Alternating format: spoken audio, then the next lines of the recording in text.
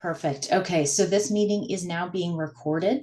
Just to let you all know, we are going to post this recording onto our website, and so you should be able to have access to it at the end of this training.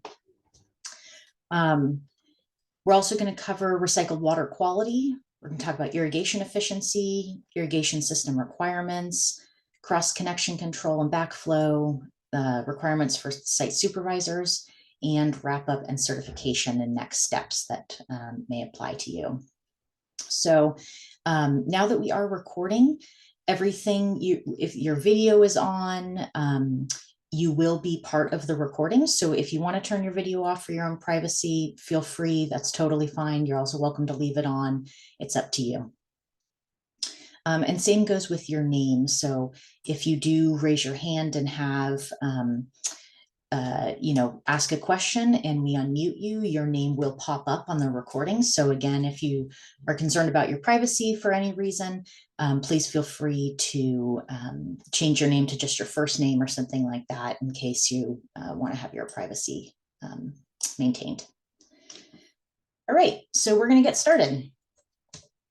So I'm going to give a little bit of a water supply overview for the city of Santa Rosa. So Santa Rosa's water comes from 4 different main sources. The first source and the majority of our water supply comes from Sonoma Water. And we'll talk a little bit about Sonoma Water and where their water comes from in a future slide. But basically about 95% of our water is purchased from Sonoma Water. And that is Russian River surface water.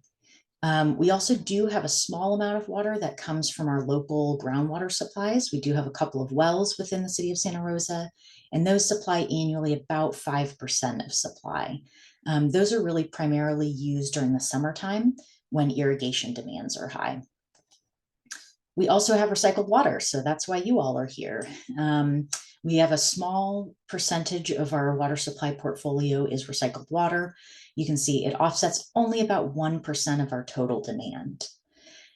And in Santa Rosa, it's only used for urban irrigation and agricultural users, as well as dust control. And we'll talk more about permitted uses and what's allowed in future slides. And then additionally, we do consider water use efficiency and the great efforts that our customers have done over the many decades that we've had water use efficiency in our service area as part of our water supply portfolio. Basically, because our customers have reduced water use so much, we're able to not have to purchase additional water, really saving us from more expensive additional supply that we may need. All right, so our water use in Santa Rosa is about 6 billion gallons per year.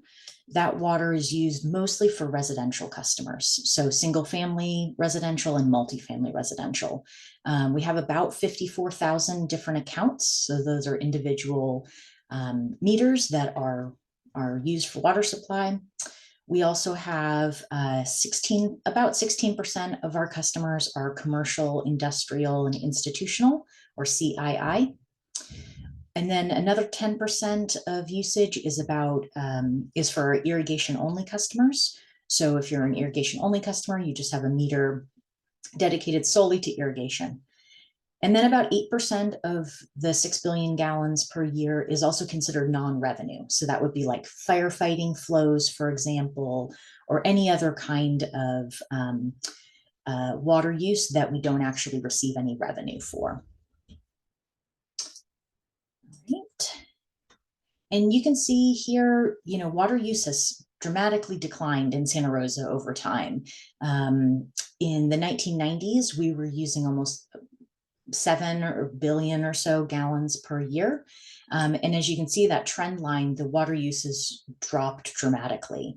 And one thing that we like to let people know is that from 1990 to 2023, our population has increased about 64%, but the gallons used per person has decreased by 48%.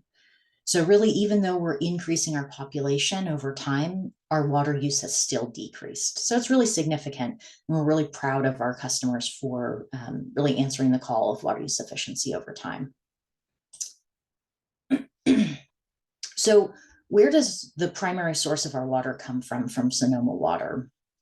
Sonoma water holds two main reservoirs in Sonoma County, Lake Mendocino and then Lake Sonoma. So Lake Mendocino is a much smaller reservoir than Lake Sonoma. It has a capacity to hold about 38 billion gallons. And it's considered what we would call a flashy reservoir, meaning that it really only holds about 1 to 2 years worth of water. And so it's meant to fill every year and then be used every year, and then fill every year and then drain every year. So it's a small capacity reservoir, which is why Lake Sonoma was built. Maybe some of you on the call remember that in the 1976 drought that occurred here in Sonoma County, we were really strapped for additional water supply. So Lake Sonoma was built. It's a much larger reservoir. You can see it holds about 124 billion gallons, and it's a long-term supply option. So usually we consider Lake Sonoma to hold anywhere from 3 to 5 years worth of water supply, meaning that we're able to hold ourselves over for multiple years of drought, which is good news for us. So Sonoma Water serves 8 primary contractors as well as others. So they sell water to the various cities of Cotati, Santa Rosa, Petaluma, Rohnert Park, Sonoma, and Windsor. They also sell water to Valley of the Moon Water District, which is in like Glen Ellen area, as well as North Marin Water District.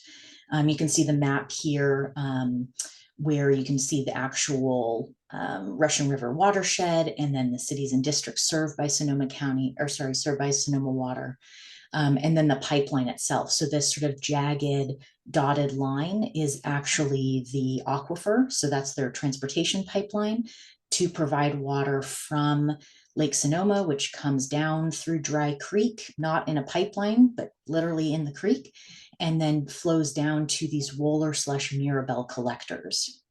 And those are wells that are literally right on the side of the Russian River. And they pull up water from deep underneath the river. So it's actually naturally filtered through sand and gravel as it's being pulled up.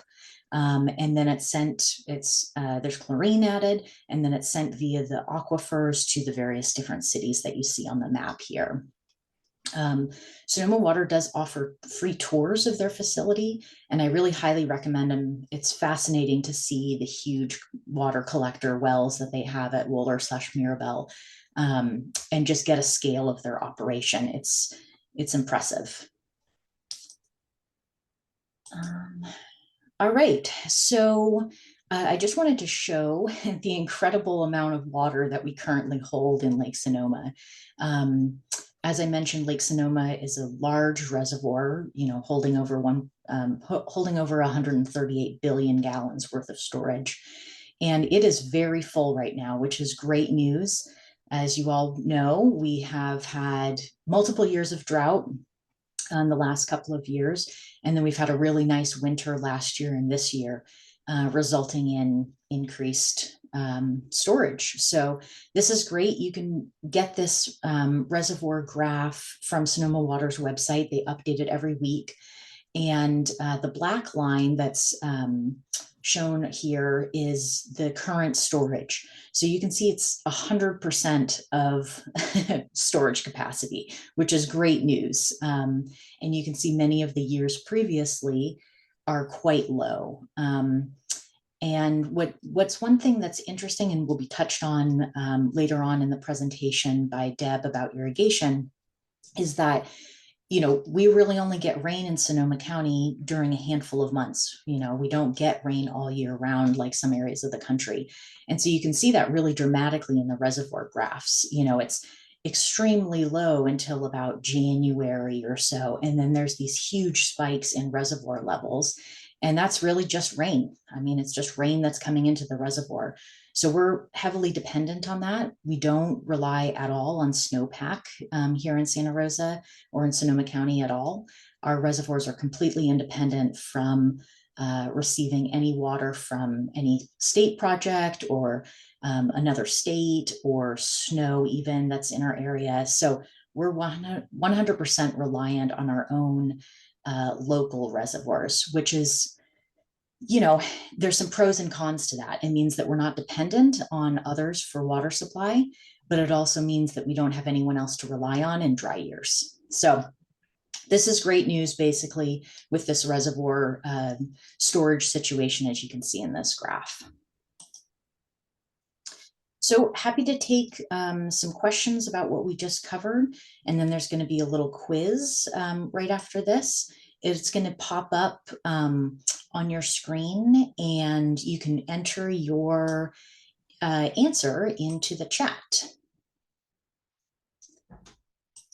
All right, I don't see any hands going up, so I'm going to just get right to the questions. Or I'm sorry, the quiz. All right, so the very first question is, Santa Rosa's water supply consists of which of the following? Is it A, water purchased from Sonoma Water, B, water from the city's groundwater wells, C, recycled water, or D, all of the above? So no pressure, just type your answer into the chat. We'll start seeing what people think, and then I will reveal the answer. And Teresa, I can't actually see. Oh, here we go. I can see the chat now. Thanks. All right. Yes, people are writing D. D is correct. Woohoo. All right. Next question. Which of these Santa Rosa water supplies is not potable, so not drinking water? Is it A, water purchased from Sonoma Water, B, water from our groundwater wells, or C, recycled water? C. C is correct. Yeah, that's correct. All right. And all right, so just a few more. Whoops, went too fast. Here we go. All right, so getting into some recycled water information. So Sonoma County has a regional water reuse system, and it's out at Laguna Treatment Plant. You all may have driven past it. It's on Llano Road. And that's a wastewater facility that treats wastewater for multiple different cities. So it treats wastewater for the cities of Santa Rosa, Cotati, Rohnert Park, and Sebastopol. So all of the wastewater from those various different cities is piped into the Laguna de Santa Rosa. I'm sorry, not the Laguna Treatment Plant, as well as water from the South Park Sanitation District and portions of unincorporated Sonoma County. Most years, 100% of the water, the wastewater that goes into the treatment plant is reused. The majority of that water is piped up to the Geysers Recharge Project. That's a really fascinating project that you can visit. You do need to reserve a tour, but it's fascinating and I highly suggest it. It's way up north in Sonoma County, and basically the wastewater is injected deep into the ground and then brought back up as steam and used to charge or move steam turbines, and it generates clean energy. So a lot of our energy actually in Sonoma County is from the Geysers Recharge Project. So it's an excellent reuse of recycled water. We also use some of that water for urban landscapes. So that's why I'm sure you all are here for this recycled water training. That recycled water goes on to urban landscapes. It's also used for agriculture. It's also used for dust control, for like construction sites, etc. All right, so what is recycled water? Basically, recycled water is treated wastewater, and the key word there is treated. It is not just wastewater that comes directly out of the plant. The water is highly treated, and we'll go over the treatment stages and what goes into that in just a little bit. But it's important to note that it is treated wastewater. And what is it not? It is not wastewater, and it is not gray water. So gray water is literally just untreated water from people's different fixtures inside their homes or businesses. So for example, bathtub water or bathroom sink water, that's gray water. It's not treated. Recycled water, on the other hand, is something completely different. It's highly treated wastewater. So how is recycled water made? There are four main steps that are incorporated into making recycled water here in Santa Rosa or within Sonoma County. First step is primary treatment. So it's actually the physical removal of any solids that may be in the recycled water. The secondary piece is the secondary treatment, biological digestion. So there are actually microbes within the water that are eating up any of the material and organic material that is in the water. There's then a tertiary process, which means the water is processed through various filters. Excuse me. And then the fourth and final step, and you can see that here in the picture, is disinfection through UV light treatment. So you can see here in the picture, there's actual lights and the water literally flows between these UV lights to disinfect it. It does mean that it's incredibly treated, and so it is pretty safe water. And we'll talk about that in just a second. Recycled water is continually monitored and tested for quality at the Laguna treatment plant and the environmental lab, and it's regulated by three main entities. The Environmental Protection Agency regulates recycled water, the Regional Water Quality Control Board, as well as the Department of Public Health. And here you can see some of the various different regulations that influence recycled water. Needless to say, recycled water is heavily regulated. So the Division of Drinking Water requires that there be separation of recycled water plumbing from potable plumbing. And we'll talk about cross connection and water quality in just a little bit. Division of Drinking Water also regulates the signage that's required for recycled water sites, so as well as the color of the pipe. So you may be aware, but all recycled water sites are required to have purple pipe. They can't use white pipe, and that's again to just differentiate that this is recycled water versus potable water. Recycled water is also regulated by state general order, and that regulates the distribution and how recycled water can be used.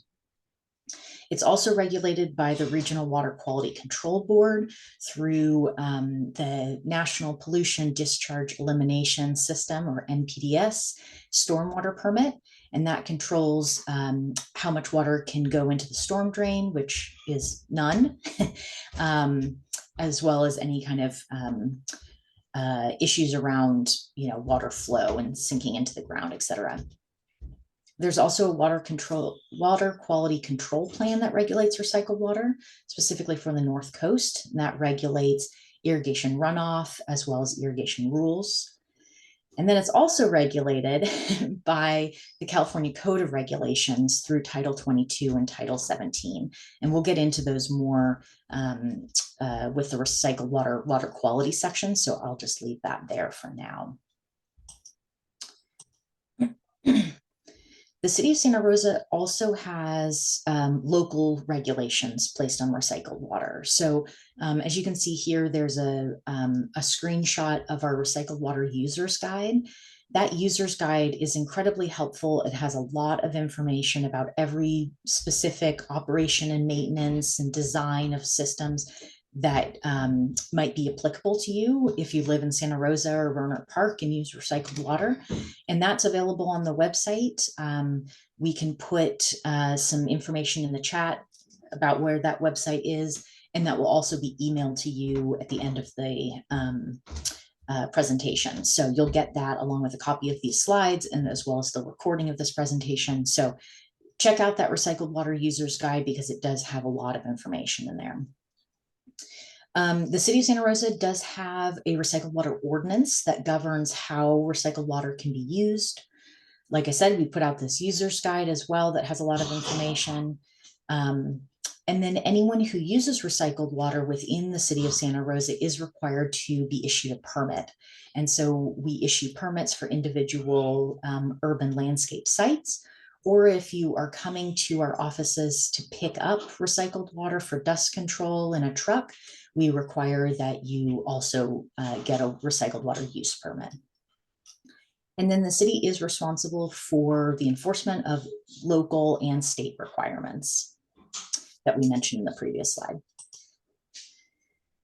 So recycled water has been used for a very long time.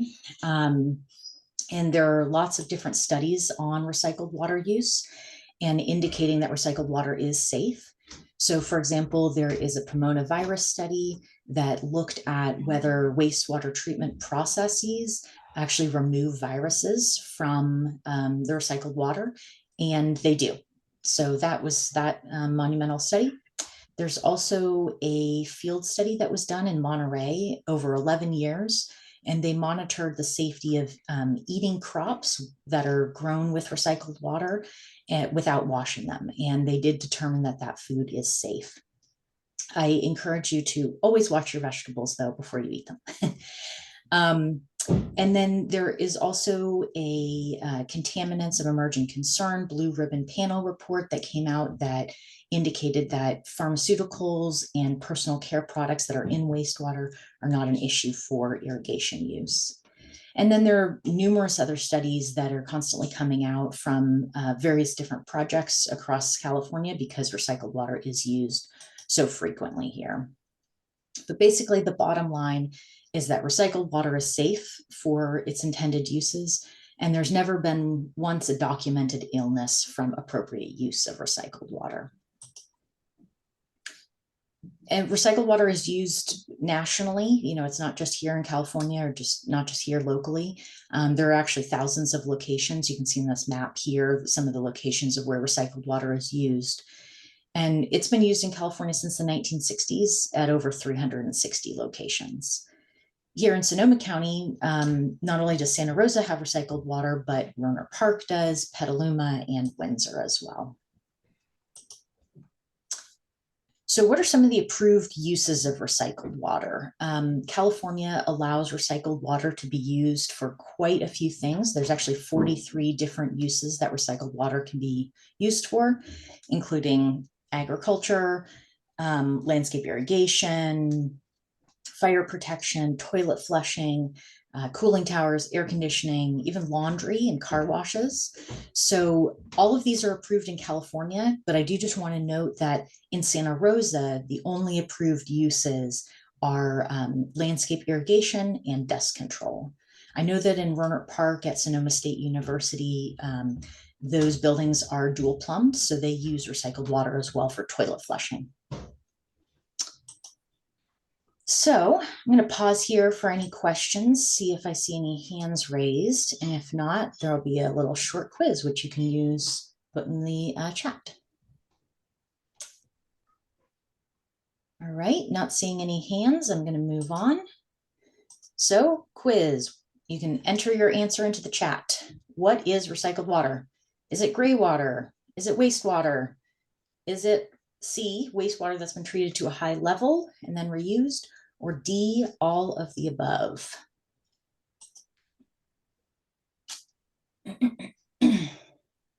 C, yes.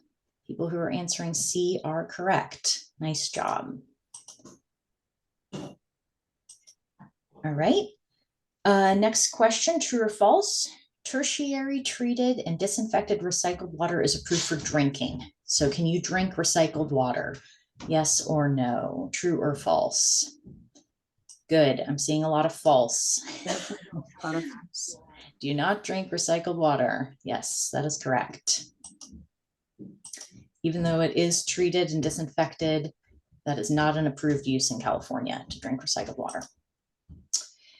All right. True or false again? So the regional water reuse system treats wastewater through 4 processes. 1, primary treatment, 2, secondary treatment, then tertiary, and then disinfection. True or false? Good. Yep. People are on it. True is correct. All right. And last one for this section. What are the benefits of using recycled water? Is it A, that it saves drinking water? B, that it reduces the need for fertilizer application on sites using recycled water? Is it C, reuses a natural resource that would otherwise released into Laguna de Santa Rosa? Or D, all of the above? This one might be trickier because we didn't really talk about B.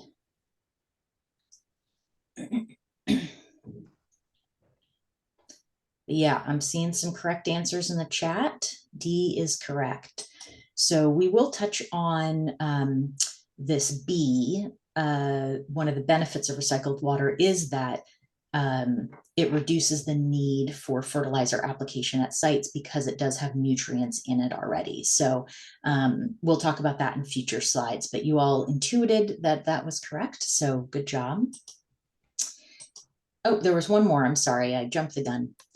All right, so the City of Santa Rosa Recycled Water User Guide provides which of the following? Is it A, city rules, regulation, guidance for design, installation, operations, maintenance, etc. of recycled water facilities? Is it B, information necessary to meet all of the applicable laws and regulations? Is it C, which is both A and B, or D, none of the above? Good. Yep. I'm seeing some folks in the chat. C is correct. And this recycled users guide, like I mentioned, will be sent to you via link after this training so you can review it. All right. So I'm going to pass this on to Deb Lane and with the City of Santa Rosa. So Deb, are you perfect? I see you coming on. You just let me know when you want me to advance to the next slide. All right, great. Thank you, Claire. That was an excellent overview. So yes, next slide, please. I am going to talk about efficient irrigation basics. So there's a lot more detail on this. I am going to cruise through some technical information, and I'm going to tell you about some in-depth class series of that you can take if you're interested in pursuing this a little bit more. So when we talk about efficient water use, we begin by asking these questions. What are the current weather conditions? How much water do your plants need? What's the soil type, and how does the irrigation system apply the water? So the goal of this is to make the irrigation system apply the right amount of water at the right time. Next, please. So what is irrigation efficiency? Basically, it is the amount of beneficial water that's applied in relationship to the total amount of water that's applied in an area. Next. Beneficial water is the water that remains in that the plants can use. And next, non-beneficial water is anything the landscape can't use, such as overwatering, which we also call deep percolation because that water is going beyond the roots, runoff, overspray, and misting. So by being more efficient, the benefits can include a reduction in you or your customers' water bill, a reduction in water waste, a better looking landscape, and fewer problem areas and liabilities. Next slide. So this concept is an important one when we talk about landscape water management. It's evapotranspiration, or ET, and what this is water loss from the landscape that is due to weather factors such as sunlight, wind, humidity, and temperature.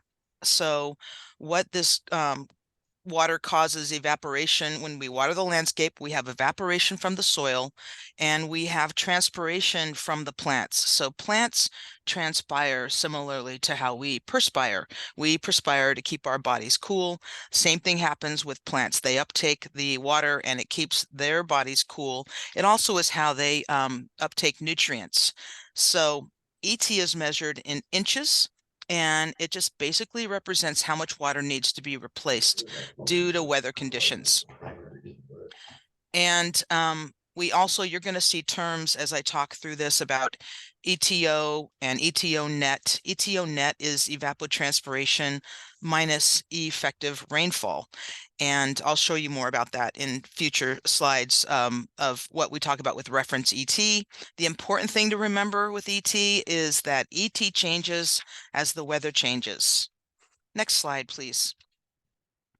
So how do we calculate ET? It's measured by weather stations.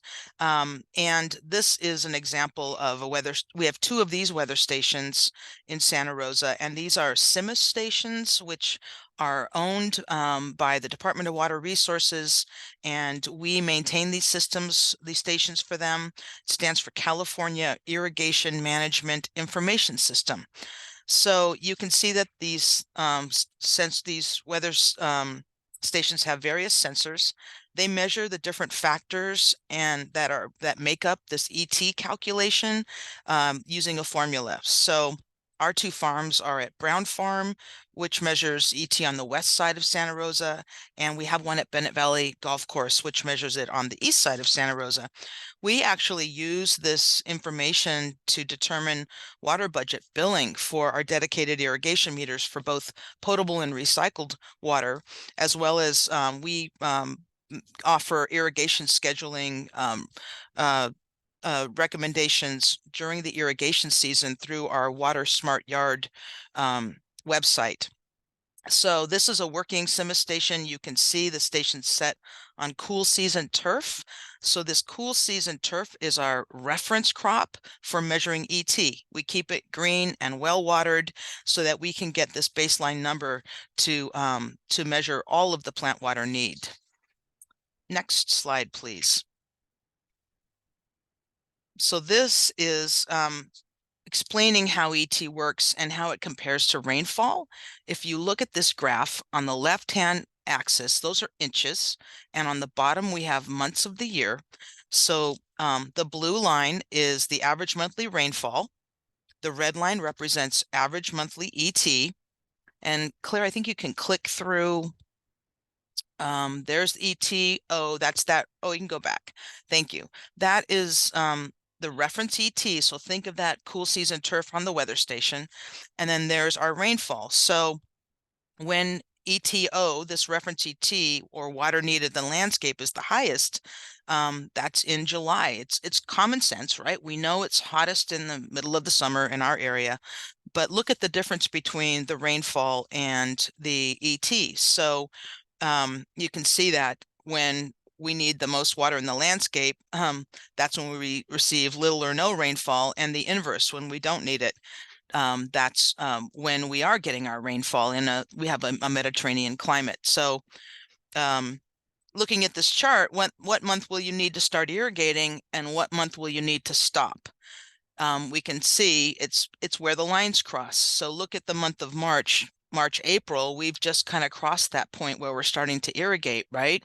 And so we need to irrigate and increase the amount of water till we get to July. And then most importantly, we need to start to reduce the amount of water in the fall. That's when we often over irrigate. And when we get down to October, November, depending on when the rains start, that's when we need to turn our controllers off. Next slide. So this is another important concept that goes along with ET, and that's plant types. So high water use plants need significantly more water than low or moderate water use plants. And you can see moderates need about 2/3 the amount of high water use plants, and low water use plants need only 1/3. Our high water use plants, some good examples around here are obviously our turf, the lawn, redwoods. Moderates are roses, ornamentals, perennials, and then we go to low water use plants. We're talking about our salvias, rosemaries, California natives, and other Mediterraneans. Next slide, please. If we put this all together on that same graph where we have inches on the left, months on the bottom, you can see nicely how ET has this bell pattern and the relationship of how much is needed by each plant type. The turf is going to by far be the biggest water user in our outdoor landscapes, and you can see the moderates in the middle and the lows down there at the bottom. And this is a nice illustration of why it's a great idea to take advantage of the city's cash for grass rebate, and in any of the unused turf areas to encourage customers to take advantage of that and to convert from that high water use plant material to the low water use plant material, saving water, saving money. It's easier to manage and maintain as well. Next slide, please. Here's a seasonal watering strategy that you can think about now, that I've explained ET and plant type. If you program your controllers to the highest water need month, which is July, that gives you an opportunity to then adjust it based on this seasonal watering curve. And we highly encourage you to adjust your controllers weekly, or better yet, use weather-based smart controllers. But at a minimum, you could adjust it monthly, and many controllers have this seasonal percent adjust. If you can get a good base schedule on your controller for July, you can toggle and use this percent adjust. And some of the controllers even use that same methodology. And I want to again stress the fall months. That's a really important time when a lot of overwatering occurs, and you want to turn those controllers down. Next slide, please. So this is important, infiltration and soils, when we're talking about landscape water management. You need to understand your soil type, because different soils allow water to infiltrate differently. You can see some hold the water more tightly, affecting the rate at which the soil moisture is lost by evaporation, and plants thrive because of available water in the soil. So look at the shape of how the water infiltrates into each of these soil types. We know sandy soil absorbs water faster and deeper. All of us been to the beach and watch how the waves, when they go back out, that water just goes right down. Clay soil really holds onto the water tightly and forms more of an onion shape in the ground, and the loam is kind of the sweet spot in the middle. Next slide, please. So sandy soil, it's got those big, large pore spaces. It doesn't hold moisture well. It dries out and quickly drains fast. Silt's kind of right in the middle with medium pore spaces. It drains well, but it also has some good water holding capacity. Clay, which is what we mostly see around here, right? It holds a lot of moisture. It's small pore spaces. It hangs on tight to that water, and it doesn't drain fast. Next slide, please. So when we talk about a soil type watering strategy, we want it for sandy soil. What you want to do is you have to irrigate more frequently, but with less water, right? It would make sense. It's going to dry out very quickly. If you run it too long, that water's just going to go way past the root zone. And for clay soils, it's the opposite. You want to irrigate less often, but with more water. So then you're going to typically use your multiple start times and do cycle and soak with clay soil. And you'll do that with sandy soil as well. And because and depending on how fast the water is coming out of those sprinklers, you don't want to have run out, especially with recycled water. So those repeat start times are important for all soil types to help reduce runoff and increase the water penetration, but the days per week and the minutes per runtime are going to change a lot with the different soil types. All right, next slide, please. So moving on to irrigation system performance, it's important to understand how your irrigation system performs, and irrigation efficiency is commonly estimated in terms of the system itself, using something called distribution uniformity and precipitation rate. So knowing how evenly the water is applied and how fast it's applied is important to know if your system is efficient, and it's going to help you with controller programming.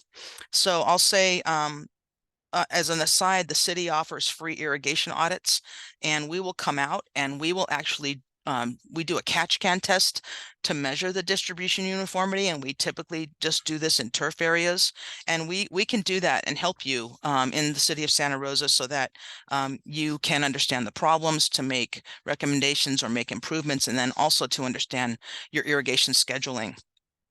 So the more evenly your sprinklers apply water over an area, the higher the DU, distribution uniformity.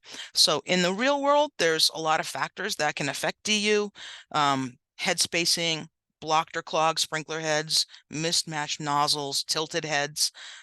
There's really no such thing as a perfect irrigation system with 100% DU. So to achieve higher DU, you need to adjust the system to achieve head-to-head coverage of the sprinklers and the spray patterns. And precipitation rate is really basically just how fast is the water coming out of your distribution system, your sprinklers or your drip emitters, etc. Next slide. I love this slide. This slide really shows the value of having an efficient irrigation system. So here we have on the left side of the axis the percent of water applied, and on the bottom we have our DU, which is measured in a percent. So if we had the impossible but perfect irrigation system with 100% DU, you can see we only need to apply 100% of the water that's needed by plants. This is also called our landscape water budget. So if Claire, you'll do one click here, we'll see when water is applied pretty evenly, a 75% DU is considered pretty good. And that's like the MP rotator nozzles, the stream rotating nozzles, a good rotor system. And as an aside, drip irrigation is about a 90% DU. So when we are at this, we're talking really mostly through overhead spray for turf areas. So we've got a pretty good DU in a turf area. You still have to apply 133% of the water needed by plants to keep that if it's less even, you're going to see more of those donut shapes, right? And then you have to apply more water to make up for that. Claire, will you click one more from me, please? And this is case in point. We've seen lots of turf areas with a DU of about 40%. Look how much more water you need to apply in an effort to manage those dry spots. 250%.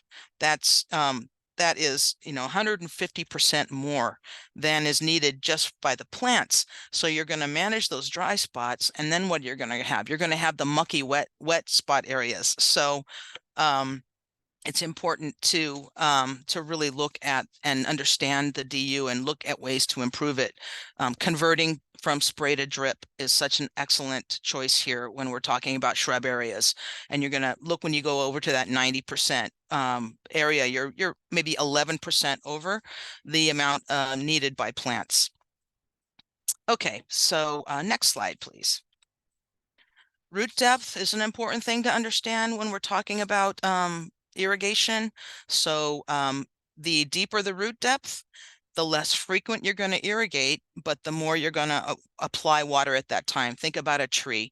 You want to give trees a nice deep drink and then not water them again. Plants love to get water down to the bottom of their root zone. You want to encourage a nice deep root depth, but you don't want to go past that root depth. So if you're going to have a nice deep but infrequent irrigation, you're going to use your multiple start times, cycle and soak, and then not water again. Some trees might need water once a month or twice a month. With the shallow root depths, you're going to have to irrigate more frequently. I think turf's the best example. So in that case, we're going to water more frequently, apply less water, get it to that ideal root depth. It's going to dry out more quickly, and then you'll apply more water. And when you think about this, I want you to think about some of the sites where you'll see the soil surface looking dry. But if you take a soil probe out there and you look at the root, at the water down near the roots, that's where you want to encourage the water to hang out, because plants are smart. They are not going to keep their roots on the surface. If you manage that root depth, the irrigation down to the deeper root depth, you're going to encourage a deeper root structure. And that's why they become more disease resistant and drought tolerant. It's kind of like us. I always like to think about, if I'm just a couch potato laying around, my cardiovascular system isn't good, I'm going to be less, disease resistant. And this is kind of the cardiovascular system of the trees to keep their roots nice and strong. All right, next slide, please. Microclimate. This is another one that lots of folks don't think about. I know this can be limited by how your valves are zoned. It's always challenging when you've got a valve that irrigates sun and shade, but ideally we have a good design system that separates our microclimates. So in full sun, we will need about 100% of the total runtime, but you might have an area with near a window or a building that's got a lot of reflective heat. This happens a lot, particularly in commercial buildings, and you might have to irrigate up to 140% of your total runtime. So you might have to bump that up. But then on the other end of this, conversely, in full shade, it might need only 50% of the total runtime. So as much as you can, try and schedule for this. And if you have these horrible sites that have both on the same valve, see if there's a feasibility to split the valves off and separate out your microclimate. Next slide, please.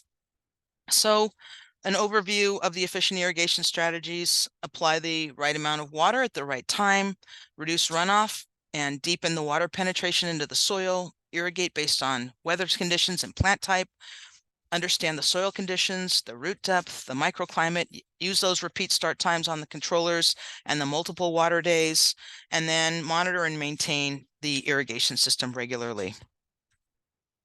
Okay, next slide. Gonna jump a little bit over into recycled water quality, and Claire touched on this. Our recycled water is high quality water. It does contain some of these essential nutrients for plant growth: nitrogen, phosphorus, potassium. We have this technical information listed here. If you want more details, Teresa can follow up with you, or you can follow up with her, and she's happy to help. But the important point of this slide is to apply the fertilizers. If you apply them at the recommended rates without accounting for these nutrients in the recycled water, it could result in applying more nutrients than is necessary to be used by the plant, or can be retained in the soil. And this could result in plant stress or excess nutrients running off the landscape, which we don't want for our water quality and our storm drains and waterways, and wasting fertilizer.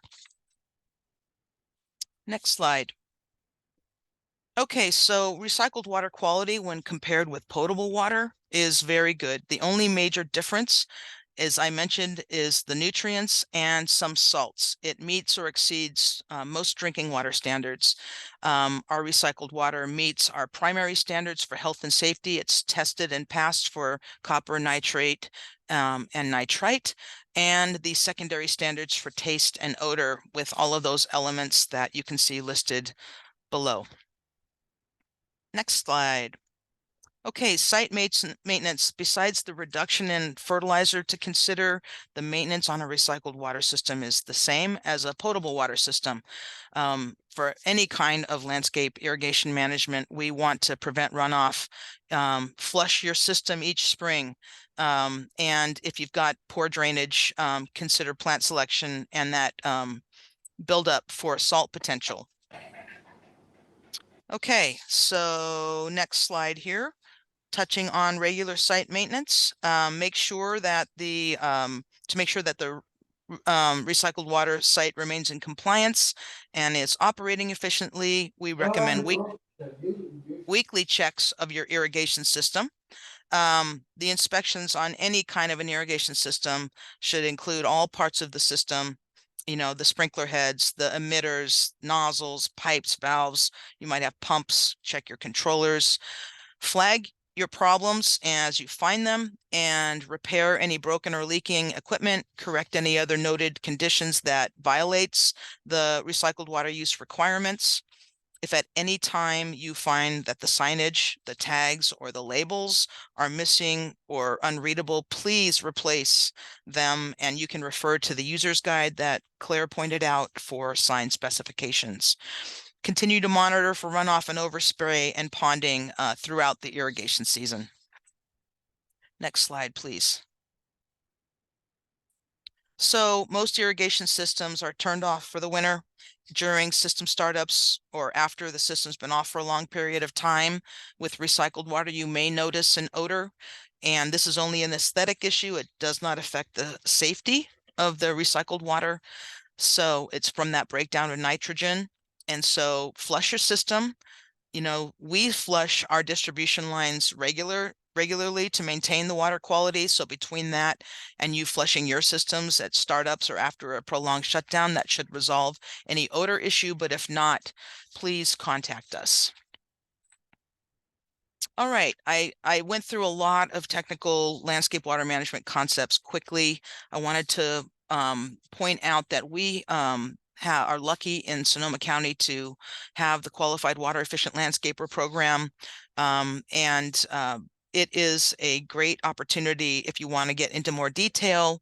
It's about 20-hour training. It's free or low cost. And it allows you to advertise and sell your services if you're a landscape contractor and you take the class and pass the exam, and you can use the Quell logo, and you'll also receive recognition from the EPA WaterSense program, and you can be listed, as I mentioned, for hire or not on the Quell website. Okay, so any questions on all of this, these topics that I just covered? All right, hearing none, I'm guessing you're all experts already in this. Let's move on to our quiz. We've got a couple of questions for you. So please enter your answer into the chat if you'd like. Recycled water contains more nutrients and salts than potable drinking water. Yes, true or false? All right, great. I am seeing a lot of trues, and that is the answer. It is true. Let's move on to the second one. So what is ET? Is it evapotranspiration, evaporation from soil, and transpiration by the plants? Is it a movie star from the 1980s, or is it all of the above? Seeing lots of different answers on this one. I'm seeing A, D. Some of you might not be old enough to know about the movie star from the 80s. E.T. Come Home. Remember that? E.T. Come Home. It's all of the above. All right, terrific. Well, thank you. Do we want to keep going, Claire and Teresa? Do we want to stop for a break? Let's keep going for your piece. Okay. And then maybe we can stop right after Teresa's. All right, great. I have a few more slides. I'm going to pivot here, and I'm going to talk about water waste, and also additional measures you can take to improve your system's efficiency, as well as protect our local waterways and the environment. So when we talk about this is what water waste looks like. You can see that there's been some irrigation that probably happened the day before, the night before. There was overspray and some runoff on the sidewalk. I can even see evidence of some water that hit the gutter. Water waste can be minimal, but if it's not addressed, it will quickly become water runoff. And we want to avoid this from happening, especially with recycled water. If we look at the next slide, we'll see what can happen when we move into excessive water waste. This type of water waste can be caused by excessive irrigation, broken sprinklers, irrigation main lines, or laterals. The water maybe is coming out too fast from the sprinklers, and but it is cruising and running straight into the storm drain, which is in violation of the city's water waste regulations, as well as the general permit for recycled water. So we are very responsive to helping you on these sites when you have these situations occurring. Teresa is very proactive, but it is against the regulations, and so we want to take every measure possible and have you take every measure possible to avoid this from happening to begin with. Next slide. So it's illegal, Claire talked about this, to allow anything other than rainwater to be discharged to a storm drain. So never allow any landscaping materials to be transported to a street, gutter, parking lot, or storm drain.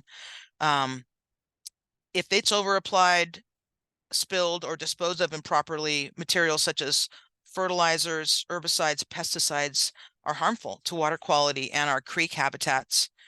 And individuals and businesses that improperly handle and dispose of non-stormwater materials down the storm drain are both subject to civil and criminal persecution. So important to not only manage your irrigation water to keep it out of the storm drain, but you also need to think about all of the landscaping materials that are used. Next slide, please. So here are some best management practices when you have landscape material that's being delivered to your site for landscape work. So put a tarp under the pile. This helps control the material. Have any soil, mulch, or compost or rock delivered in the driveway instead of the street whenever possible. If it is a street delivery, you may need to get an encroachment permit through our planning department. Street side deliveries are generally not permitted due to the potential traffic safety issues and damages caused to the asphalt and the potential water quality impacts, because now it's sitting right in the storm drain. So cover your pile with a tarp and weights to protect from rain and wind as needed. Maintain clearance from the storm drain system and clean by sweeping after the stockpile has been removed. Next slide, please. So to help you continue operating an efficient recycled water system, here are some other tools and recommendations. We recommend that you irrigate between 8 p.m. and 6 a.m. Avoid irrigating during the day. There's more wind drift and there's more water loss due to heat, which can damage the plants. And then there's the risk of public exposure, which is important for recycled water. If you want to manually turn on some valves or perform assistance maintenance check during the day, make sure that you have someone on site supervising to avoid exposure to the general public. Again, use those repeat start times to minimize ponding and prohibit runoff. And I did mention our Water Smart Yard recommendations earlier. This is the website where you can go and we update those recommendations regularly during the irrigation system. We also provide that July base schedule if you want to try and do that and use the percent adjust. And while you're there, you can click around and find out about our rebate program, or have us contact us to have us come out and help you do an audit of your landscape irrigation system. All right, any questions? Next slide on that. Oh, I'm sorry, one more. So you want to implement the best management, the BMPs that are going to help you eliminate and minimize the runoff. And that's going to be, as I mentioned, to take advantage of our rebates and programs. So use low volume sprinklers. We have an irrigation efficiency rebate, and as well as our cash for grass. If you want to convert to low water use landscape from turf, that's great. We have a rebate for it. If you want to improve the efficiency of your existing irrigation system, we have a rebate for that too. This is a great way to remember that precipitation rate. You can upgrade from a really fast overhead spray to a low volume sprinkler that's going to help you manage that runoff. You can get rid of your overhead spray and convert to drip. And then you can also convert your turf. So our cash for grass rebate is $1 a square foot, and that's up to $10,000 a year for commercial sites, $1,000 a year for residential. Our irrigation efficiency rebate is up to $300 for residential, $1,000 for commercial. That's for the materials only, no labor. Hey, you might even be able to replace that conventional controller with a smart irrigation controller, which is going to make your life a whole lot easier with managing your sites. All right, I think that is the last slide.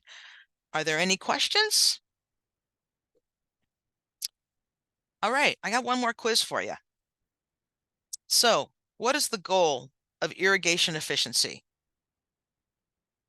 I think you'll have to click again, Claire, to apply the right amount of water at the right time, to reduce runoff and deepen water penetration into the soil, both A and B, or none of the above. All right, I am seeing almost unanimously a lot of C's in the chat, and that's correct. It is both of those. Apply the right amount of water at the right time and reduce runoff and deepen water penetration into the soil, only to the root zone though, not past it.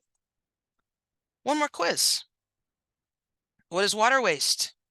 irrigation water that flows off a site instead of soaking into the soil, rainwater flowing off a property to the storm drain, water that leaves a property due to broken or misdirected sprinklers or broken pipes, or D, all of the above.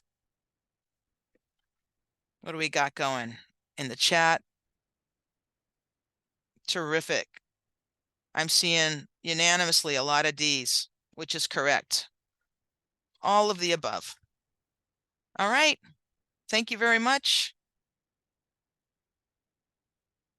I think that's it for me. So Deb, I see we do have one person raising their hand. So Okay, great. Yeah, go ahead, Ken. You should be unmuted.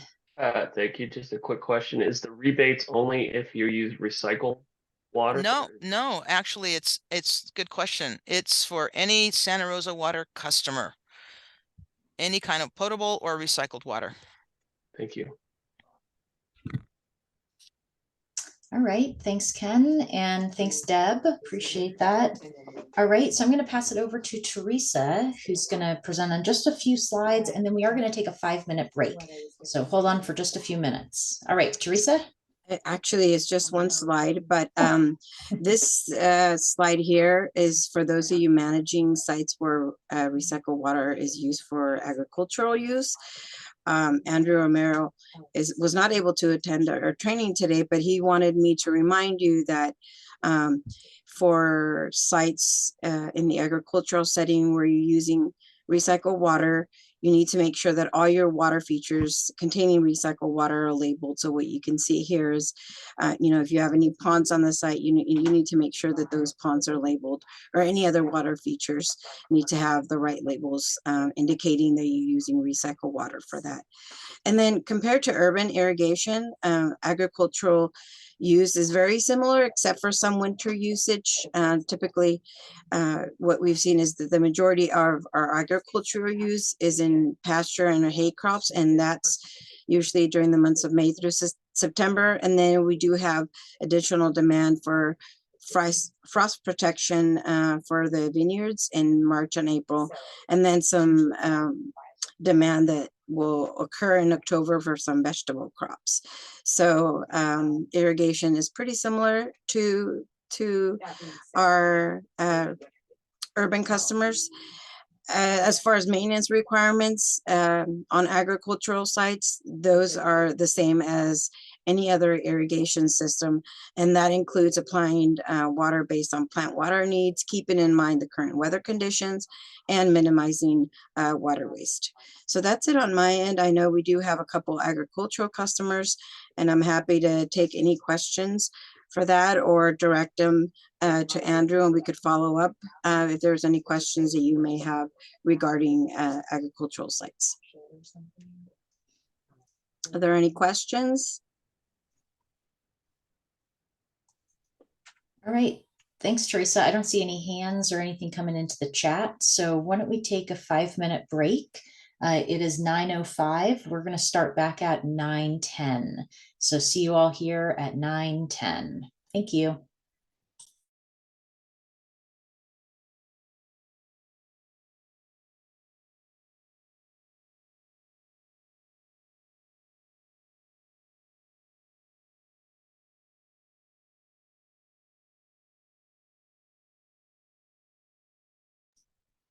All right. Hi, everyone. Welcome back. It's about 9:10, so we're going to get started.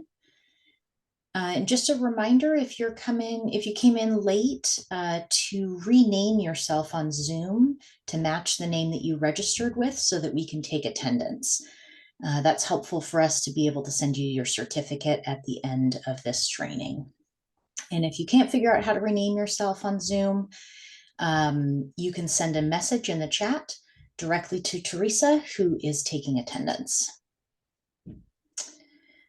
All right, so I'm going to turn it over to Armand to get started. Armand, just let me know when you want me to advance the slides. Okay, I'm ready. So we're going to talk about recycled water in the distribution system and the requirements. Recycled water in the distribution system is basically a dedicated system for recycled water, and it's completely separate from the drinking water supply. Next slide.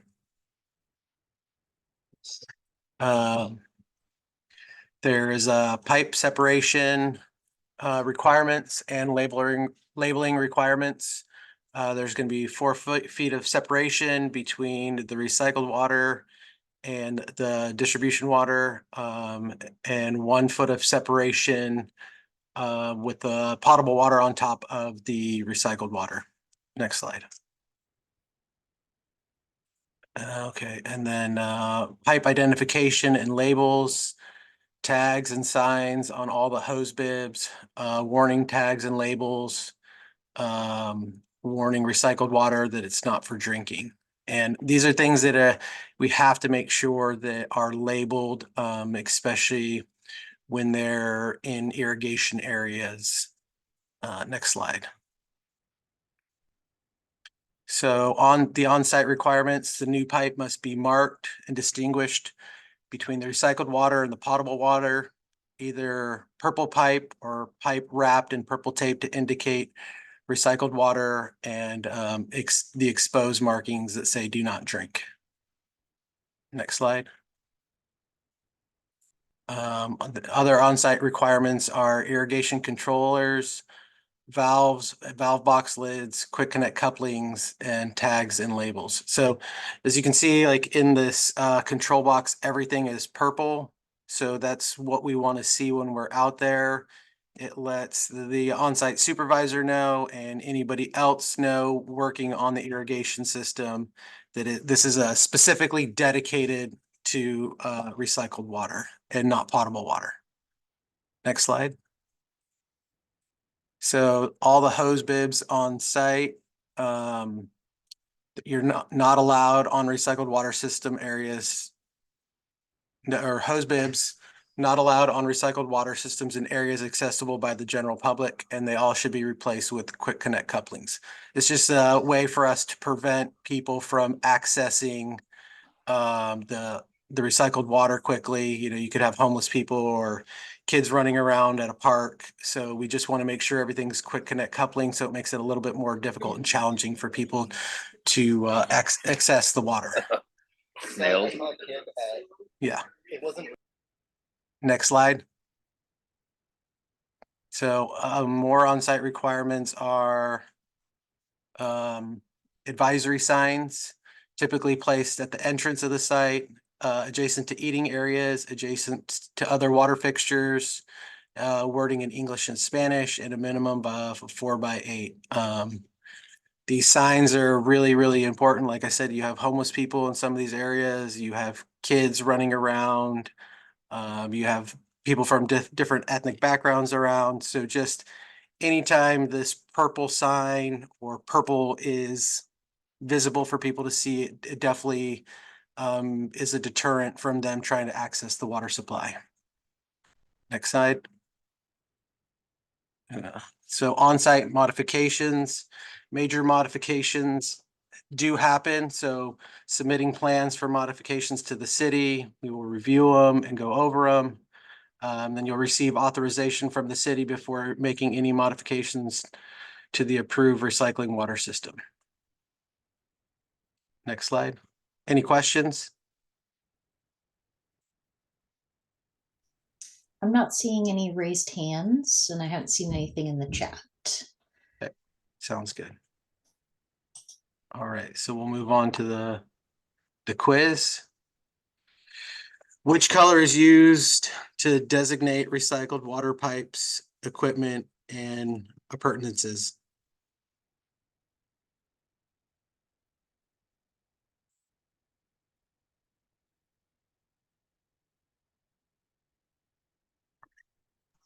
The answer is D, purple. Yep, that's what we're seeing. Thanks. Lots of D's. All right. True or false? Hose bibs are allowed on recycled water systems.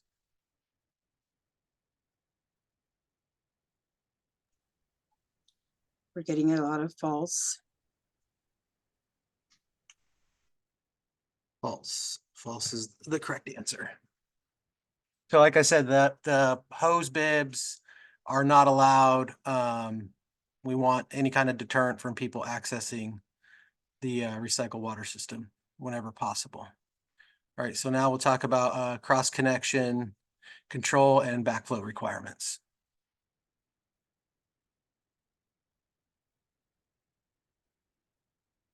So what is a cross connection? It's any physical connection between a water system supplying drinking water and a source or system containing water that is not or cannot be approved for human consumption.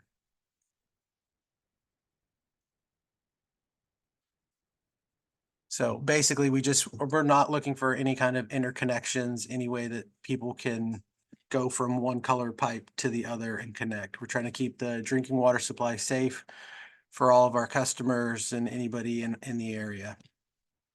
So let's give, so next slide.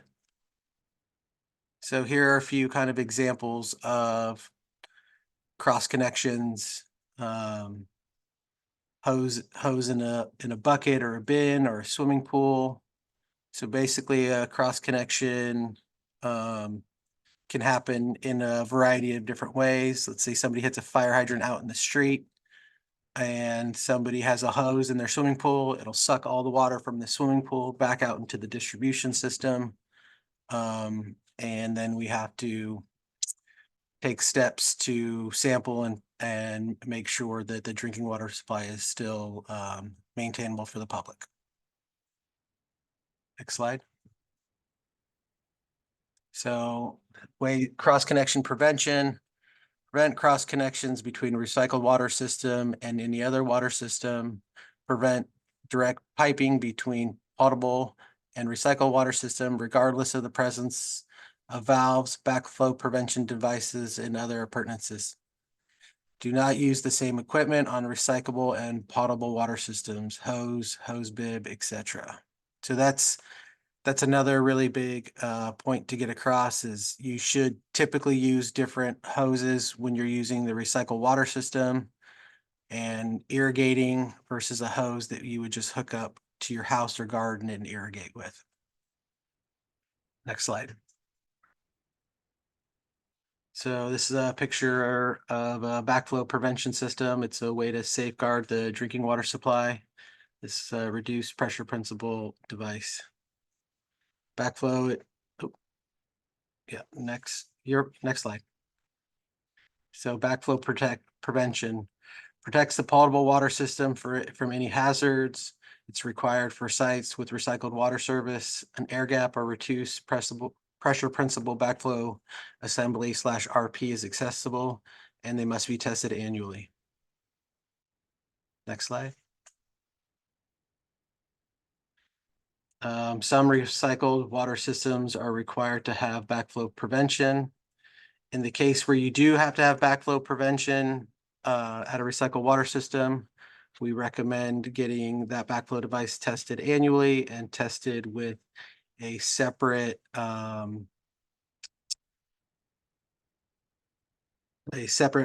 test kit. You just don't want to cross-contaminate the water supply. So using a test kit specifically for recycled water is very important. The portable water system that supply RW supply, dual plumb facilities. Irrigation systems with direct fertilization injection, water impoundment, and on-site booster pumps. Those are all things that require backflow prevention. Next slide. Connecting to the recycled water system. So connecting to our recycled water system, you need to submit a plan for the city to review and regulatory agencies, and then test. You need to conduct a cross-connection shutdown test, label all equipment for recycled water, there should be create a separation between the potable water system and the irrigation system, remove the potable meter, and install a new recycled water meter. Next slide.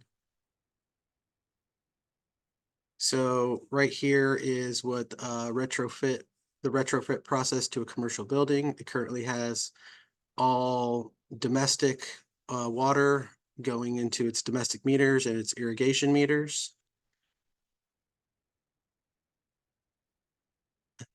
Next. And so what we would do is we would perform a shutdown test.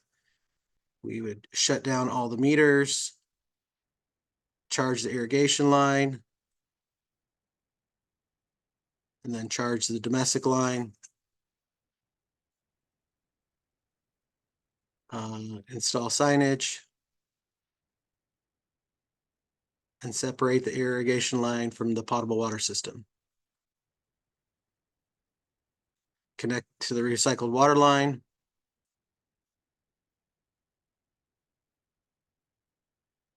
And go back. Yeah, and then so as you can see, the irrigation now is solely off the recycled water system, and there's no interconnections. It does pass through over, or I mean, underneath the domestic water supply, but it's just making sure that everything has no interconnections with the domestic water supply. Next slide.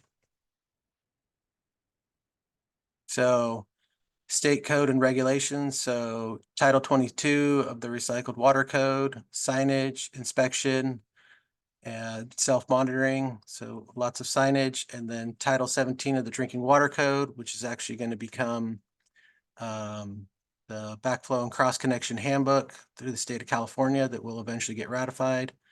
And the RP requirements on domestic meters and annual testing of the backflow device. Next slide. So preventing cross connections, routinely inspect your sites. Physical connections between the two separate systems is not allowed. Knowing who's working on your site, informing them that your site has recycled water, checking your irrigation systems, looking at your meters, evaluating your pressure, carefully manage dual plumb facilities, cross connection and shutdown tests are required every 4 years. So notifications of a cross connection, notify site supervisor must immediately notify the city, report the nature of the cross connection, date, time discovered, and your contact info, and then respond, follow emergency cross connection response plan.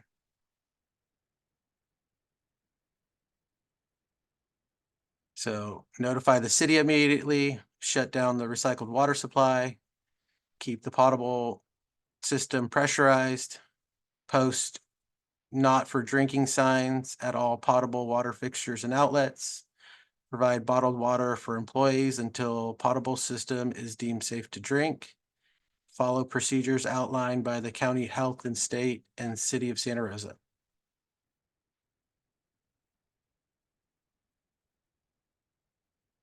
Awareness and monitoring will help prevent cross connections. For any additional information and questions, you can email water quality at srcity.org or give us a call. Hey, Arma, can you briefly just touch on, besides the visual direct connection between the two systems, what are some other ways that users can identify or can identify potential cross connection? Some of the other things that you would notice are a change in pressure in your irrigation system, a change in pressure in your domestic water supply. If there's some sort of leak, you would also taste something or smell something on the domestic side if there was some sort of interconnection. The recycled water doesn't have chlorine treatment the same way drinking water does, and it has a different bit of a different odor typically, so you will kind of know what's going on. So other things Thank are you. if landscapers are working side by side between the two different water supplies and you see dirt moved or some sort of excavation happening, just being aware of where both systems are. Thanks. And if you guys have any questions, you guys don't hesitate to call and ask. We don't mind going over stuff and reviewing stuff. And Arma, I do see Ken has his hand raised. So Ken? Just a quick question. How many signs are required you know, like we have a lot of sprinkler heads, and is there one like supposed to be with every certain feet, or you know how far between? That's a good question. Advisory signs, you mean, like Yeah, the 4x8s? yeah, don't do not drink, or yeah. those So kinds of you want to have an advisory sign at the wherever or the entrance point to the location. So if there's two access points where the public is coming in, you'll want to have one at each entrance. You so how many access points do you have to the park? You just want to make sure that anyone coming on the site recognizes that that the site's being irrigated with recycled water. So if there's 3 access points, you'll want to have one on each side. Okay, perfect. Thank you. And yeah, and that kind of goes back to making sure that everything's colored purple. You know, all your sprinkler heads in irrigation stuff and the boxes, just so people can kind of, they see something that's different and then they'll ask questions from there, hopefully.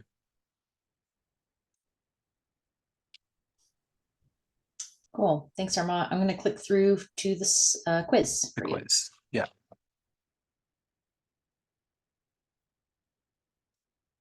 Well, okay. What is a cross connection?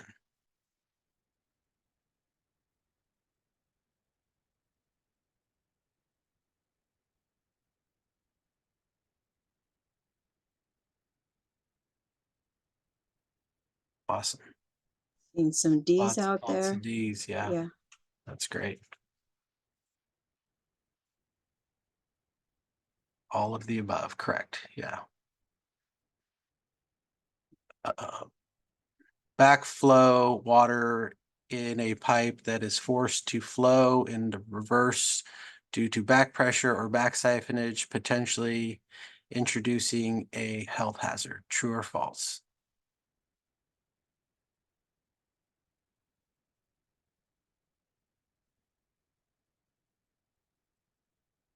It's a truth.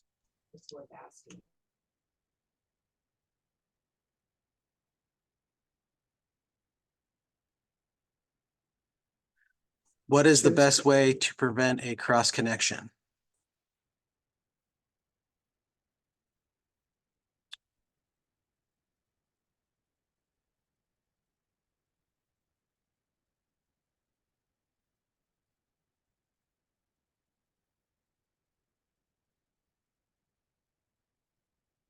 Correct. Yeah. Maintaining appropriate signage, performing regular inspections, training all people working on the recycled water system, and have a certified City of Santa Rosa backflow tester perform a yearly backflow test on the RP assembly.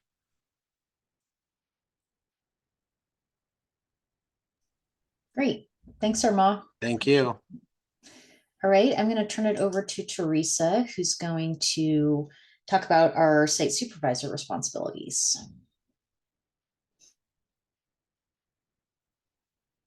Teresa, you are muted if you're trying to talk. Well, we're going through this pretty quickly, so I know you guys have all been waiting for the site supervisor requirements and for us to start talking about this. So now that you have a better understanding of our recycled water system, including our recycled water quality, irrigation efficiency, system requirements, and cross connection and backflow, I'm going to talk more about the duties, the responsibilities of the provider, the user, and the site supervisor in this section. So as the recycled water provider or the agency, we are responsible for providing high quality recycled water at the right pressure and quantities to you as the user. And we're also responsible for maintaining and operating the recycled water system upstream of and including the recycled water meter and ensuring that we're all in compliance with the rules and regulations related to recycled water. So we ask that you work with us to make sure we're meeting all of our requirements. And so we're responsible for making sure that you are doing your part to help us meet those requirements. Next, please. Additionally, the city does have designated staff that works on the recycled water system. We do have a 24-hour contact number for Santa Rosa customers. You'll see that information here. We're also responsible for making sure that we provide any updates on any new regulations or anything that may be affecting the recycled water use at your site. So we do maintain active communication with you when we have any emergency shutdowns, when we have, planned maintenance, any of those type of events, we maintain active communication, and we send that communication via direct email. But you also can find a lot of that information in our now quarterly newsletter. We just recently transitioned from a weekly newsletter to a quarterly newsletter.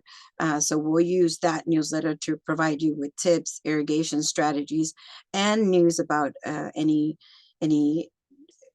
requirements related to recycled water that may have changed or have been updated. So do take the time to read the bulletins. We use this tool to keep you informed of any changes, and you'll also find information about upcoming trainings and things like that. So by being here today, we're taking the information of other participants, and you're going to be added to that newsletter distribution. So do know that you're going to be receiving a newsletter in the next quarter. And then we're also responsible for inspecting the sites to make sure you're in compliance with the rules and regulations. Next, please.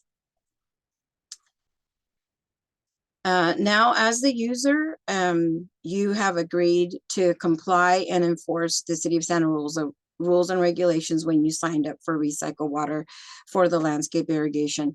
All of that information is in the use permit that was issued to your site. And we ask that you work with us to comply with all those rules and regulation, and that you're maintaining your system and overseeing the proper operation of the recycled water system downstream of the water meter.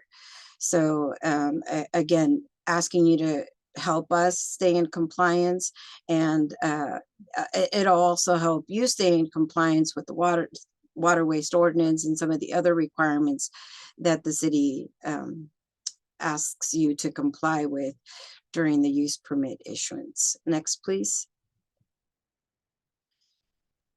Actually, back up one more, because I didn't touch on the site supervisor. So as part of the use permit, your site is required to have a designated site supervisor. And so that means that most of you are here today because you're probably the designated site supervisor for your site. And as a site supervisor, you've now been certified in knowing and understanding the rules and regulations behind recycled water use. So we ask that you also train all your personnel and notify any of your personnel on the recycled water requirements for the site. And we ask that you notify us if there's any changes in personnel for the site supervisor position. So if you leave if you leave your company and you're no longer a site supervisor for a designated site, do let us know. We want to make sure we have the current contact information so that we can connect with the site supervisor should any emergency arise. So do keep us notified. We do have this site supervisor training available on demand. So if you have new staff members that come on board, they can take this training by going onto our website and get certified to be a site supervisor for the sites. Next, please. So again, as a site supervisor, you're now responsible for the on-site recycled water system, including overseeing and operating the system, making any corrections. So if we're out there making inspections and we find runoff, or we find a sprinkler head that's broken, you'll need to make sure that you're making those repairs and correcting them. We ask that you prevent runoff, overspray, and offsite drift. So making sure you're conducting your regular preventative maintenance and your system inspections to identify issues with water waste and overspray. and do maintain accurate record keeping of some of those incidents. That's really helpful for us and for you when you're conducting your annual self-inspection report form, because we do ask a series of questions. And in that self-inspection report form, help making sure that you have accurate records of what you've done with the system, what kind of repairs you have done, will be real helpful to help to complete the annual self-inspection report. We ask that you understand our current rules and regulations, and making sure you understand the Title 17 and 22 regarding safe use of recycled water. ARMA talked about Title 17 and 22. We had a good discussion and talking about cross connection control, backflow protection. So making sure you understand that is really important. Next, please. Again, this was mentioned earlier, but we want to make sure that as a site supervisor, you're doing your part to prevent cross connections. So surveying your site, making sure that the annual or the backflow is tested annually, and you're completing the annual self-inspection report.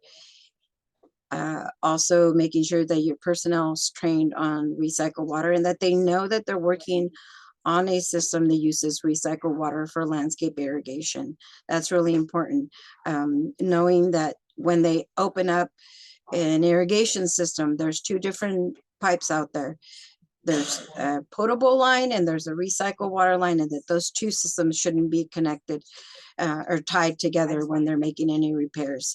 So the best way to prevent any cross connections is making sure that your staff working on the sites understands that they're two different systems, and everything is tagged and labeled, so they should know that.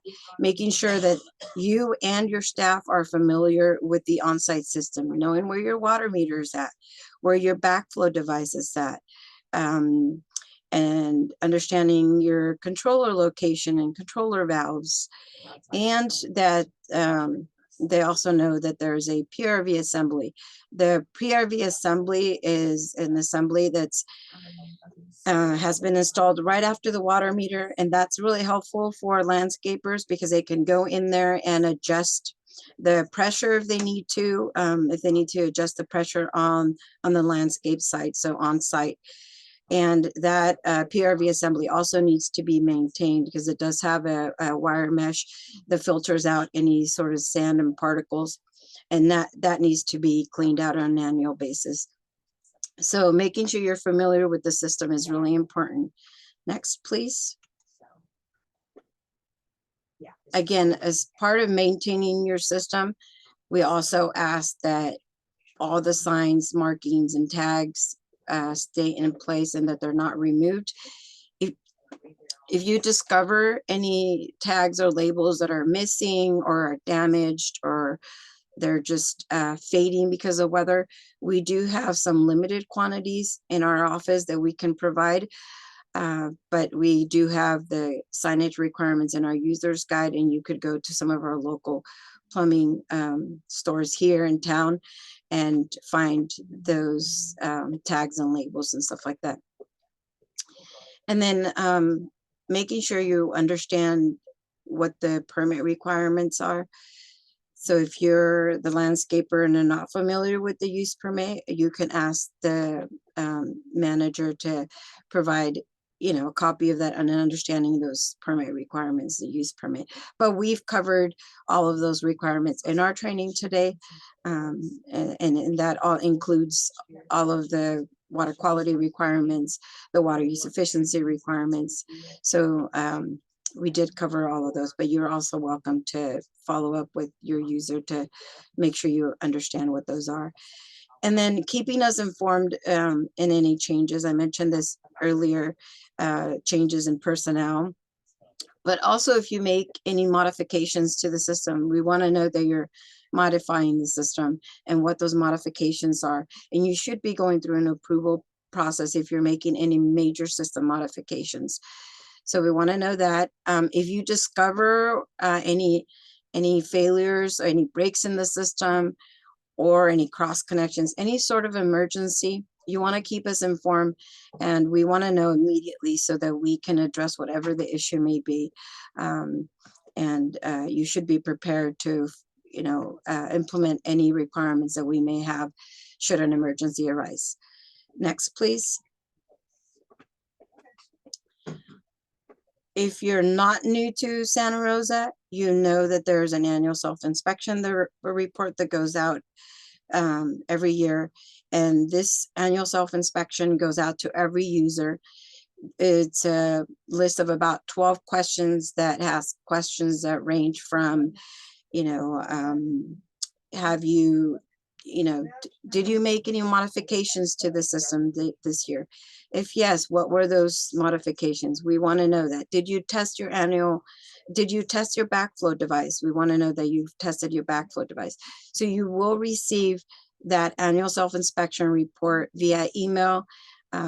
We provide you with the option of submitting that annual self-inspection report online, or you can download our report from our website and fill it out manually and then email it back to us. But we do require that on an annual basis. That's also really important for me when we're preparing for the site supervisor training, because if you've had changes in staff, you can tell us in the annual self-inspection report, and then it gives us the opportunity to reach out to your new site supervisors and make sure that they're know about our training and they attend our training.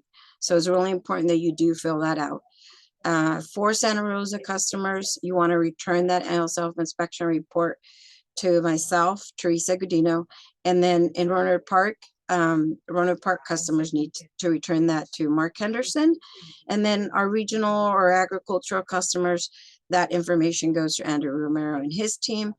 So making sure you return that, really important for all of us to know that you're doing your part to manage your system. Next, please.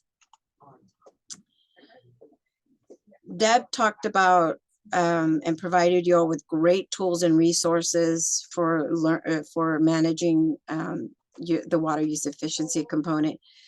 Another way that you can monitor your system is by having access to your monthly water bill. Many of you may not have access to the water bill, but you can ask your user or your property manager if you can have access to some of this information. The reason it's helpful is because we do bill on we do provide budgets for landscape irrigation sites, and the budgets are based on weather conditions, the type of landscape and so forth. And we come up with this budget that for every water account. So what I'm showing here is an example of an account that has if you want to click one more time, Claire.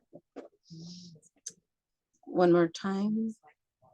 So we have an account that has a water budget of 57,000 gallons. So what we've done is we've looked at the site, we measured the landscape, we look at whether it's high, low water use plant, establish the budget.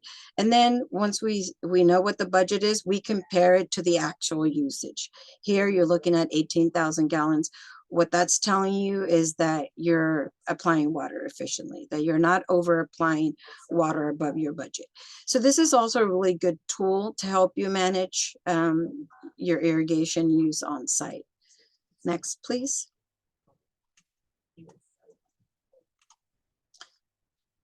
So again, we want to make sure that you're helping us comply with all the rules and regulations, and that you're doing your part to help us maintain a system.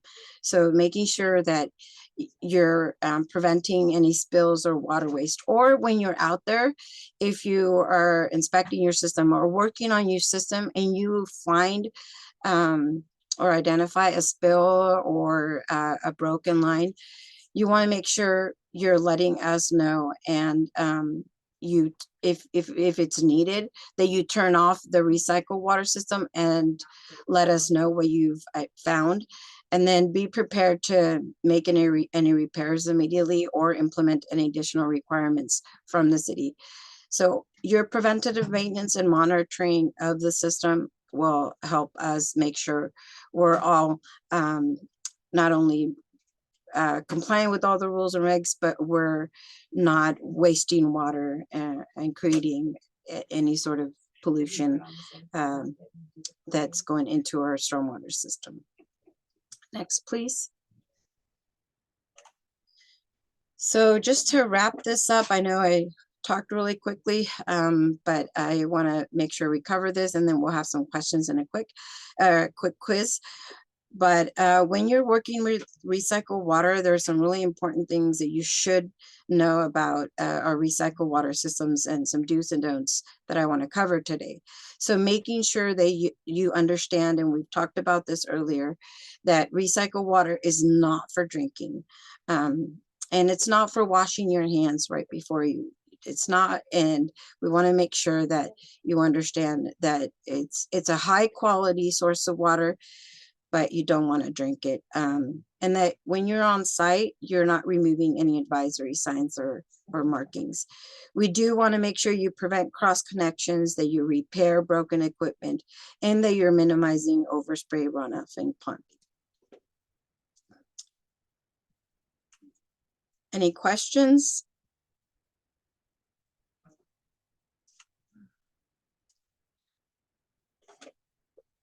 I don't see any questions, so we'll move on to the quiz. I know I covered a lot of information and I went through pretty quickly, so feel free to ask any questions as we go through if anything comes up. So our first question is, which of the following are site supervisor responsibilities? A, being the contact for the site, informing the city of possible site modifications, and informing the city of any site supervisor changes. B, avoiding and detecting cross connections. C, minimizing pondings, overspray, and runoff for recycled water. Or D, training all personnel involved with the recycled water system, including third-party contractors. Or E, all of the above. Let's see what the answer is. I'm seeing a lot of E's. And the right answer is E, all of the above. Yes, for sure. These are all responsibilities of the site supervisor. Next slide, please. Okay, here's our next quiz question. Which of these could indicate that a cross connection exists? A change in drinking water pressure on the irrigation system. B, change in the appearance of drinking water. C, change in the taste and odor or smell of drinking water. Or D, all of the above. I'm seeing a lot of D's. A lot of D's, thank you. And let's take a look at the right answer. Correct, it's all D, all of the above. I think Arma did a great job covering that. So we know that if you're looking at a drinking water system and you're looking, you're pouring drinking water from a faucet, kitchen faucet, or right from the tap, if you notice a change in taste or a change in smell, that there's a possibility that there could be a cross connection. So those are just some signs that indicate that. Next question, please. All right, which of the following applies to recycled water piping?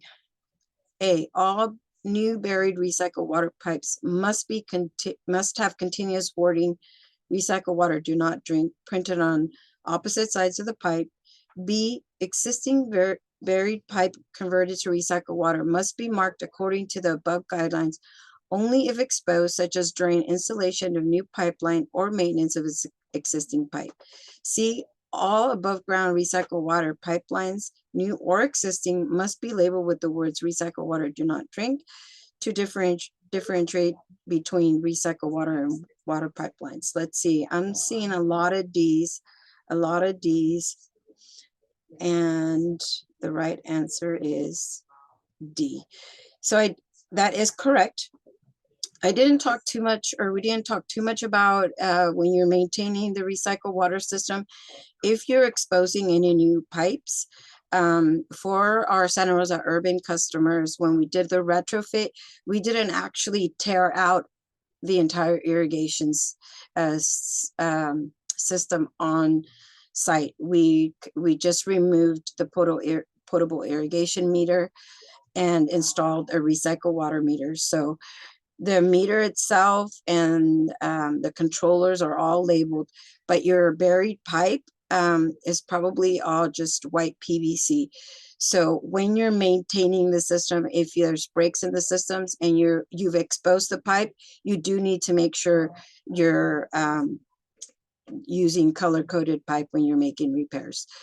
So again, anytime you're exposing pipes or you're putting in new valves, you want to make sure that it's all color-coded. So that's it on my end. I do appreciate your time, and I thank all of the site supervisors for helping us maintain our recycled water system and being very, very diligent in making repairs. For those of you that have been with the city and are familiar with our landscapes here in Santa Rosa. I know many of you have taken this class before, so I do appreciate everyone's time and making sure that you're complying with the rules and regulations and that you're always in communication with us. So I do appreciate your always prompt or always replying and working with us diligently to maintain our system. All right, thanks, Teresa. I'm going to finish up the training. We've just got a couple of more slides, so we're definitely going to be out pretty early today. So certification and evaluation. So I think I've mentioned this in the beginning, certifications are going to be emailed to all those who registered. Again, if your Zoom name does not match the name that you registered with, we're not going to be able to send you a certificate. So that's why it's really important that you've renamed yourself on Zoom so that we can make sure that you actually attended the training. If you can't figure out how to do that, put your name in the chat so that we know who you are. And that also applies, like if you're in a room with multiple other people and 3 or 4 people and you've all registered, make sure you've included all of the people either in your Zoom name or in your chat so that we can get certificates to everybody. If you attended but you didn't register, please contact Teresa because she'll be able to still get you a certificate. It's no problem. But if we didn't have you registered, we need to make sure that we've got your email so that we can actually send you the certificate. And then again, if you needed any contact hours or continuing education units for any kind of licensing that you have, again, contact Teresa. She'll be able to give you your certification for that. So here are some important phone numbers. Again, this presentation in PDF form will be emailed to you, so you don't need to write these down necessarily, and the recording will be available. But just FYI, if you are in Santa Rosa and you're part of the urban reuse system, the good 24-hour emergency contact phone numbers are listed here, as well as Teresa's email and phone number, as well as my email and phone number. So feel free to reach out to us. Really start with going directly to Teresa, but if for some reason you can't get a hold of her, I'm a backup as well as the 24-hour contact. For urban reuse customers in Werner Park, you're going to want to reach out to Mark. His phone number is here, and then there's an after hours number as well listed.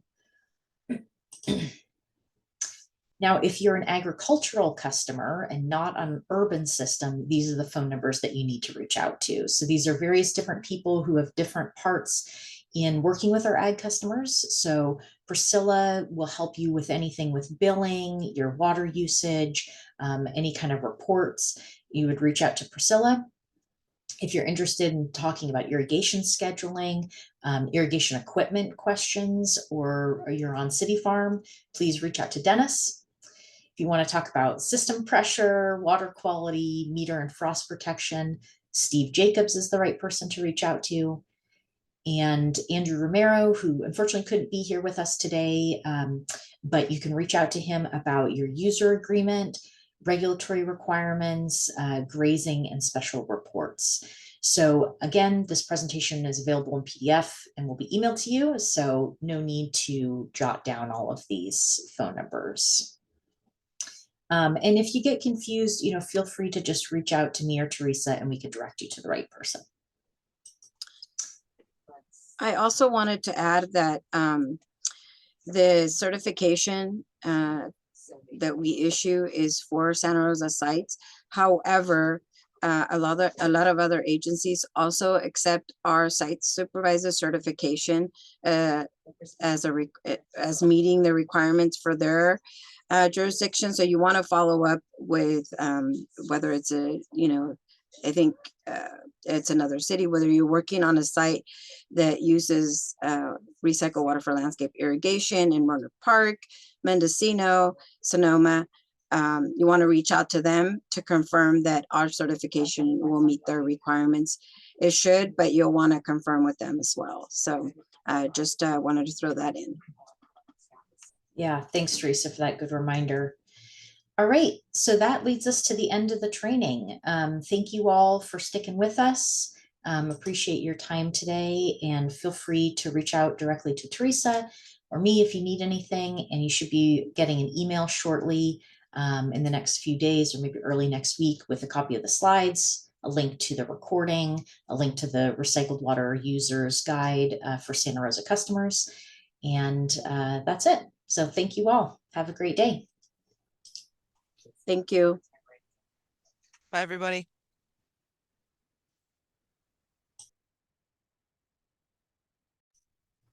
All right, thanks, Deb and Armand, Teresa.